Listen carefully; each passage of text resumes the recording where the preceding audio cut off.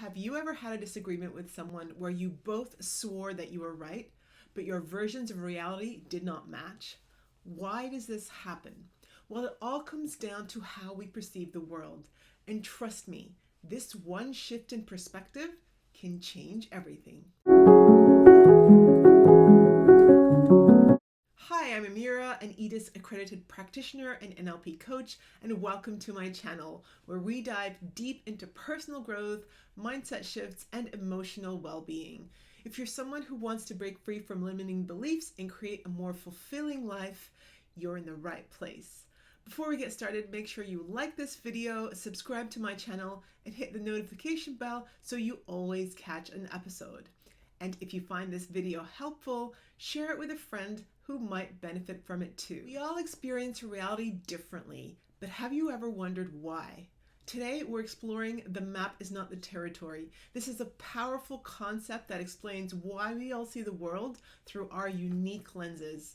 By the end of this video, you'll understand why we don't experience reality as it is, but as we are. How our beliefs, our experiences, and biases shape our own maps, and practical ways to expand your map for better relationships and success. Let's take a closer look. The map is not the territory means that the way we interpret the world is not the world itself. It's just like when you take a picture of something or you have a map of a city, it's not actually the city, it's a map of the city. When you take a photo of something like the Eiffel Tower, that is not the Eiffel Tower, that's a photo of the Eiffel Tower. Imagine you've been given a map of a city where you come from, but it was drawn like 50 years ago. The roads have changed, there's new buildings that have been built, and some places no longer exist. And in that map, they don't show you people walking, you don't smell smells, you don't hear sounds. It's just a map. So if you try to navigate the city with an old map, you'll get lost. You'll never find where you need to go.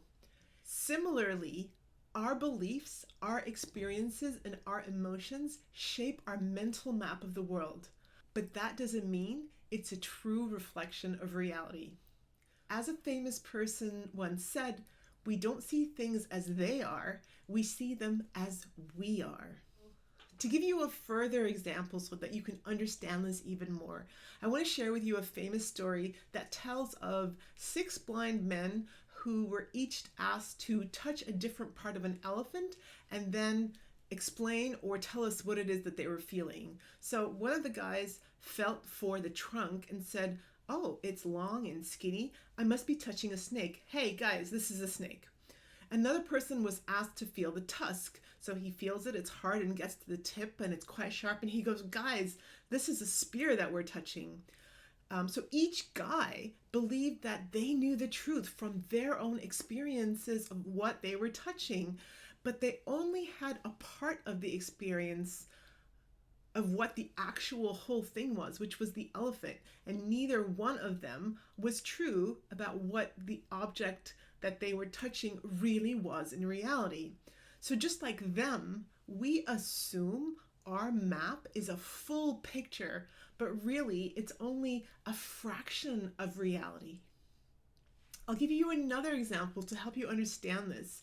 So imagine 2 people walk into a coffee shop. One is having a great morning and the other has just gotten some bad news. If someone comes along and spills coffee on both of them, the first person might laugh it off and go, "Whoa, you all right there? No worries, I can get this cleaned off." While the second person might snap and go, "Are you serious? Can anything else go wrong today?" So the same event created different reactions in 2 different people because their maps of reality shaped how they experienced the event in that moment.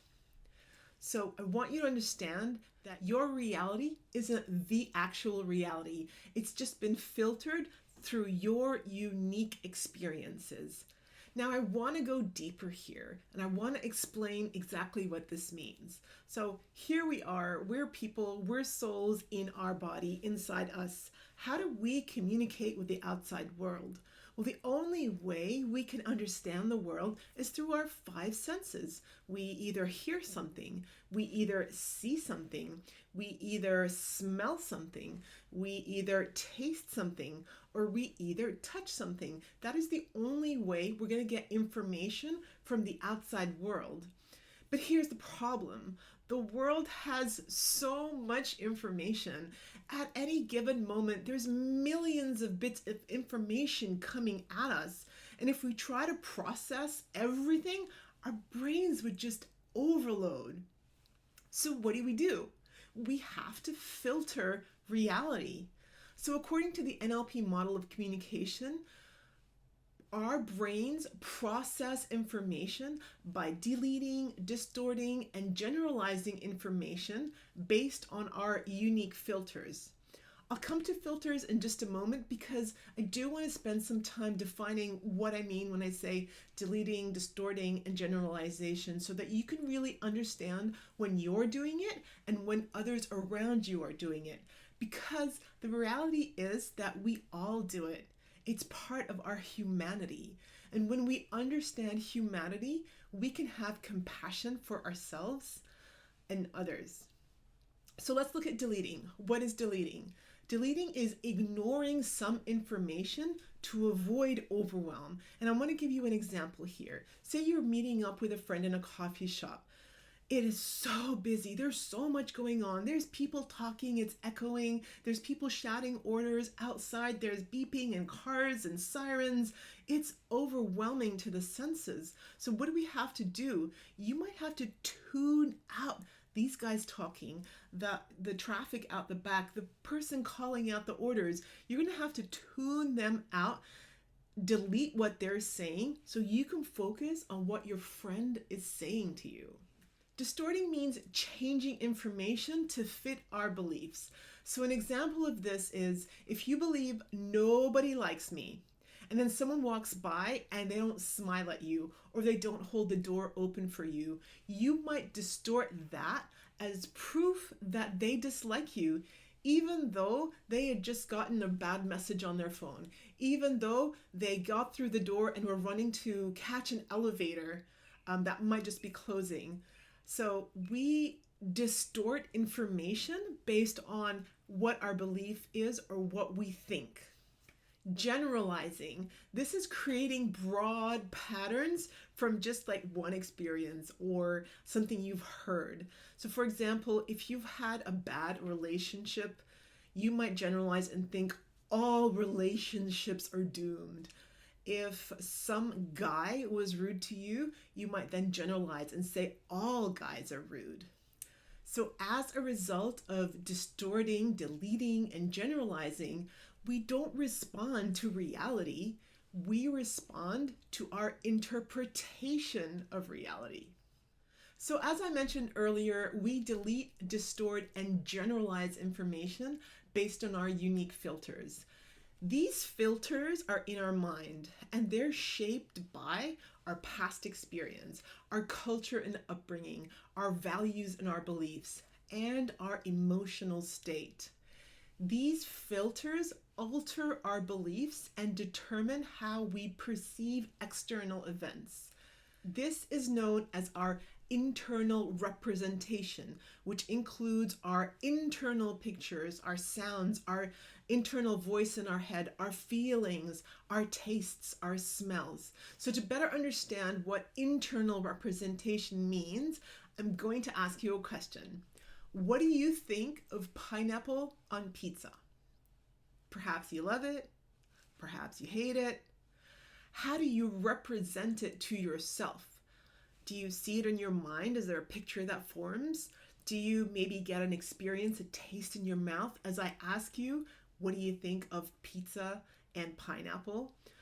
Do you say something to yourself about it? Do you say like, oh yeah, I had that one time. Oh, that's that one time when I had that at so-and-so's house.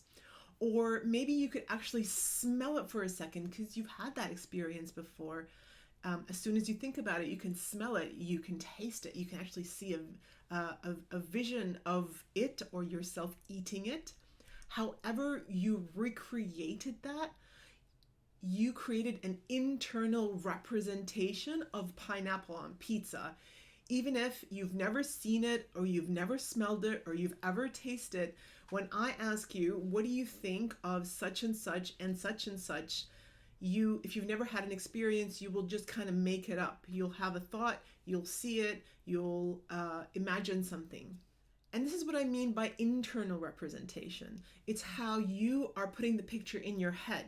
So in the outside world, there's a bit of dough with a bit of sauce and a little bit of cheese and a little bit of pineapple.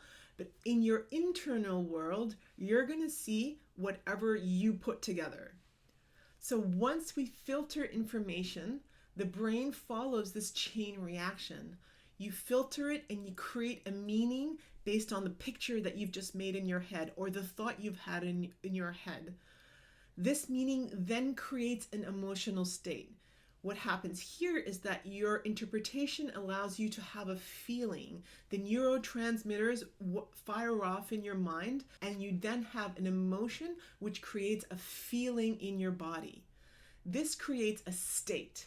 The state then affects your physiology. So from here, your physiology may be you've scrunched up your face and you said, ew, that's gross. Your abdominal muscles might have tightened. Your mouth might have started to water.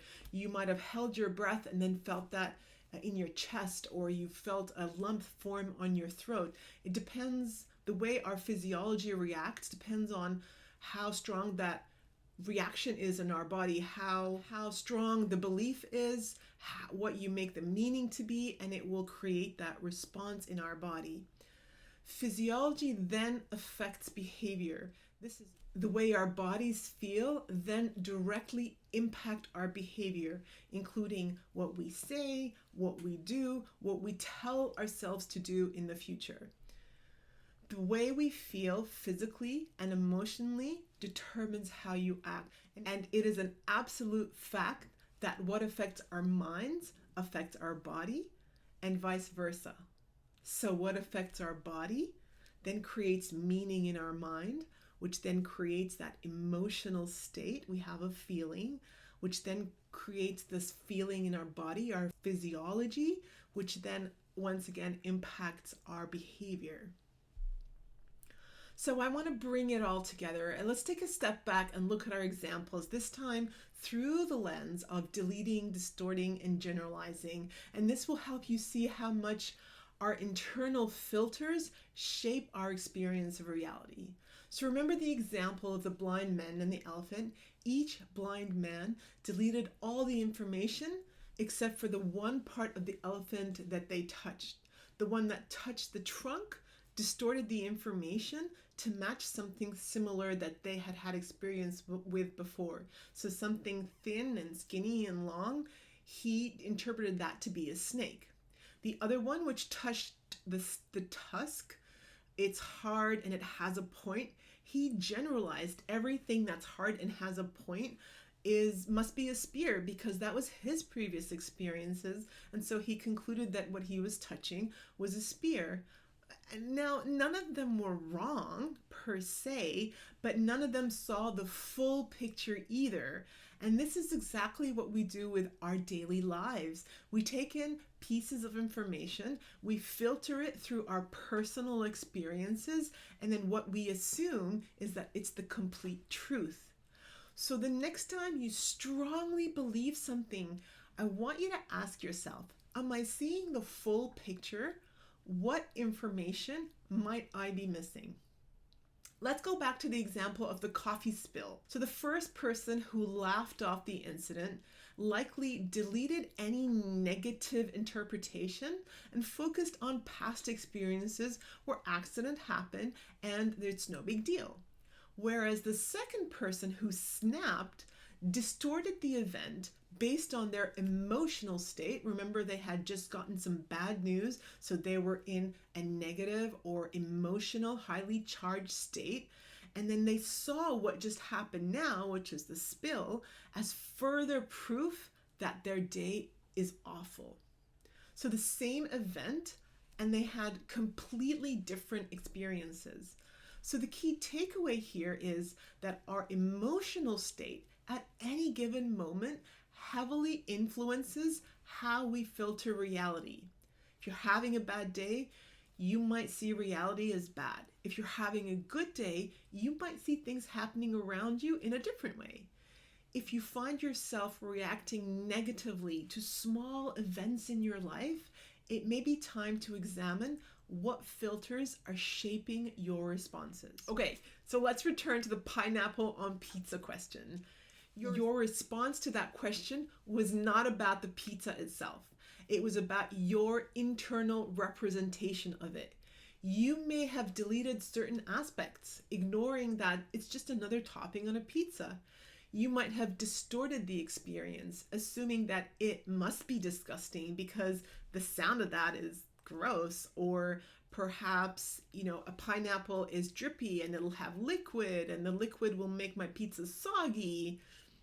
Or you may have generalized it because you believe that fruit doesn't belong on pizza, just because one time you had a bad experience of that. So let's apply this concept to more meaningful aspects of your life. Have you ever made a snap judgment about something only to realize later on that you were wrong? This was one of your filters distorting reality. Have you ever held yourself back from trying something new because of one bad experience? This is generalization in action. Have you ever dismissed a compliment or positive feedback because it doesn't fit your self-image?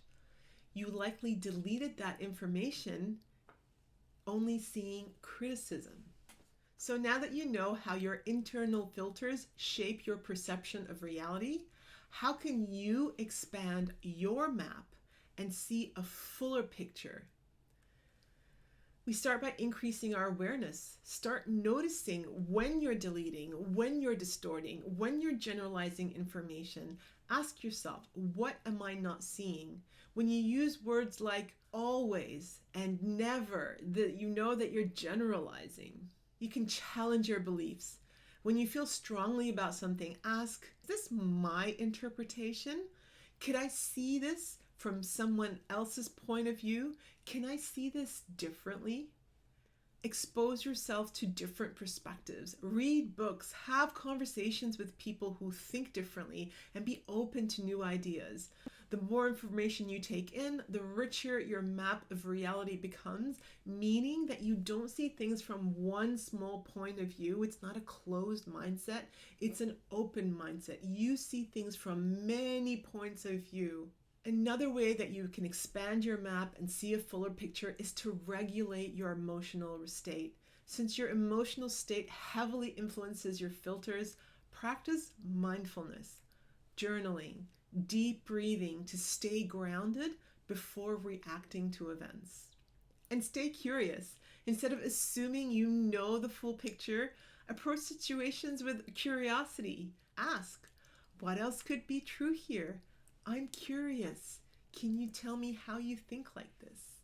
In conclusion, understanding that the map is not the territory is a game changer. It allows you to navigate life with more empathy, better communication, and greater flexibility. When you realize that everyone, including yourself, is operating from a filtered version of reality, you gain the ability to step back, reassess, and respond rather than reacting. So the next time you find yourself in a disagreement, overwhelmed by emotions, or making snap judgments, take a deep breath and ask yourself, am I reacting to reality or just my map of it? If this video helped shift your perspective, let me know in the comments below. Have you ever realized that your map was different from someone else's?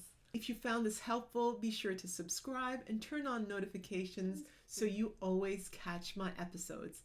Thank you so much for watching, and I'll see you in my next video.